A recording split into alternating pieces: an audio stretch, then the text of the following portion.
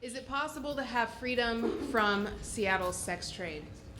In 2010, Seattle Met Magazine did a piece called A Red Light History of Seattle, and they launched the article with this. Long before Seattle made jets, software, or coffee, it built crib houses, box houses, and brothels, lots of them, including the world's biggest. Prostitution runs as deep through Seattle's history as rain. This is the chronicle of a city built on sin. In the mid to late 1800s, Seattle touted having the nation's largest and most concentrated district of vice, called the Tenderloin District, right in this area, with over 500 women working in the district for sexual transactions. This business wasn't just happening underground or in secret. In fact, many city officials, including the mayors at the time, were involved in some way. One, for example, was Hiram Gill, this guy. He was a graduate of UW Law School in 1989. He served on the city council for a while, and in 1910 he ran for mayor. Even though he was known as a would-be red light mayor, he was elected anyway, and he poured fuel on the fire of corruption in the city. In fact, Mayor Gill and police chief at the time conspired to build a 500-room brothel on Beacon Hill's west slope, the largest in the world at the time.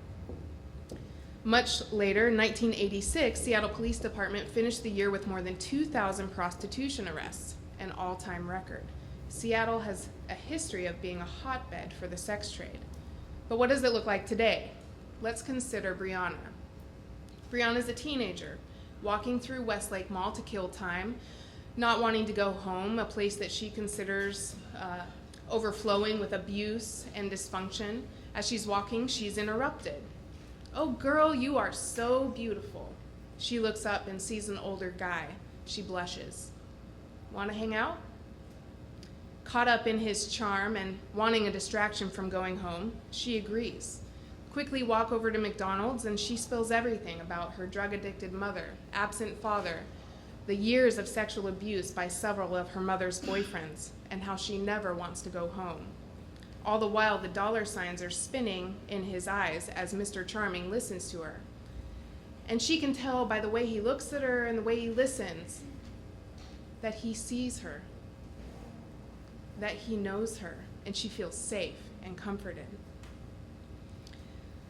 And that's when it happens. As if he'd been waiting all along for this moment, he begins to paint the sweetest dream she's ever heard while he weaves his hook through her wounds. "I knew there was a reason I met you. I can't help but want to protect you. In fact, I'm going to take care of you and make sure you have everything you need. You'll always have a nice place to stay. You're going to have the nicest clothes, get your hair done, your nails done. It's going to be you and me against the world forever. We'll travel the world, and you'll always be my girl." He promises her. She's swept away in the fantasy of it all. His words fit right into those deepest longings. Could it be true? Over the next couple of weeks, she gets new clothes. She's well-fed, has fresh hair and nails. She falls in love with him. He adores her. And she knows that everything he said, he meant every word of it. He hooks her. Then, in a matter of days or weeks, he flips the switch. "Baby, I want us to have all the nice things, and I want to get there faster, and I think it would help if you just did a little work on the side. I mean, you're already having sex anyway, you might as well get paid for it, right? I won't hold it against you." And because her fantasy looms in the balance, she agrees. She takes a date. She has sex with a stranger. She smiles at him, but she hates it. She says that was fun as he pays her, but she's flooded with shame. She says, "Call me again soon, okay?" with a tear forming in her eye. One stranger paying for sex turns to 10, then 20, and then into a daily blur that adds up to over 4,000 men in 1 year. The dream has all but disappeared in the blur. The promises he spoke at McDonald's have turned up empty, and yet she's still holding out a sliver of hope for Mr. Charming's promises of love. This is sex trafficking. And unfortunately, this narrative, or variation of it, is all too common in our culture and in our city. It's not always a boyfriend story. Sometimes it's a parent who traffics their child, or sometimes it's more violent and the result of abduction.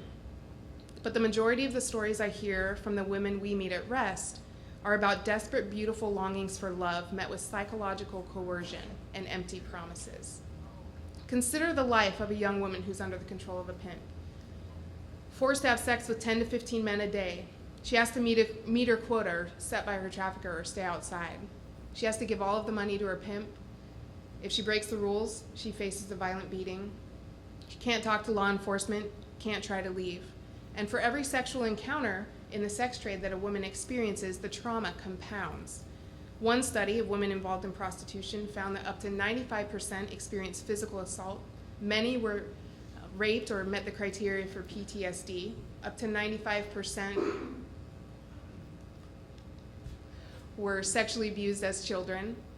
And 89% wanted to escape but did not have other options for survival. And that is why REST was formed in 2009, to provide that way of escape, to build pathways to freedom, safety, and hope for victims of sex trafficking and people involved in the sex trade. We focus all of our work around building relationships and trust over time and increasing access to resources and services so that women can exit the sex trade in a way that's going to work for them. And if the type of services that they need don't exist, we are committed to building them or talking somebody else into building them if we can't do it ourselves. Today we have outreach teams, a 24-hour hotline for crisis intervention. We provide case management services and a residential program, and all of this has been a result of relationships that we've had and the requests from the women that we know who are trying to rebuild their lives. And we seek also to offer a better dream, one that's not built on empty promises, but built on the promises of hope that will endure for all of time, a hope that comes from the belief that Jesus actually makes restoration possible for all. We don't force anyone to believe what we believe, but we know that when empty and destructive promises can be replaced by promises that are grounded in eternity, that healing can happen. And that Jesus actually is our great protector, that he is someone whose love will endure, that he actually will be someone who never leaves, that he sees us and knows us and is available forever. He is the better dream. But healing and restoration don't just happen overnight. It takes long-term, devoted relationships. And relationships are the key intervention. There are no quick fixes. Every person is unique with their own needs, their own gifts. And our relationships must be flexible to meet those needs. And we have to follow through with everything that we say we will do. By God's grace, we've been able to serve over 1,000 women and girls as they've worked towards building a new life without exploitation. And you too can make a difference. First, be movement-minded. Think collaboration and partnership. Those are the keys to solving the problem at both an individual and a cultural level. Let faith inform but not replace competency, especially as it relates to direct service work. A survivor friend recently shared that although praying has been powerful in her healing journey, so was learning about PTSD and building coping skills to deal with her symptoms. And please avoid sensationalism. Although people who've been exploited in the sex industry have been victimized, they should not be seen as or portrayed as helpless or weak. These individuals have found ways to battle through the worst of circumstances. They are strong and resilient and determined. Portraying individuals with chains around their hands or duct tape on their mouth doesn't demonstrate the strength and resilience that they have.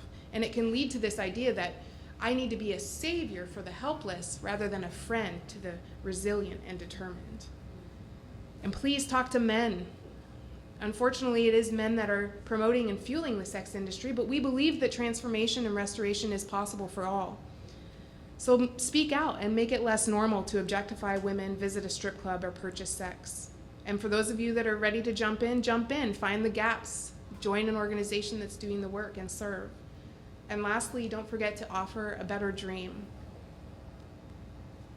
Maybe not everybody here believes this, but if you do, consider what is that better dream? Do you believe that the promises of Jesus are better than anything someone on earth can offer? Do you believe that he came to set both those in slavery and those promoting slavery free?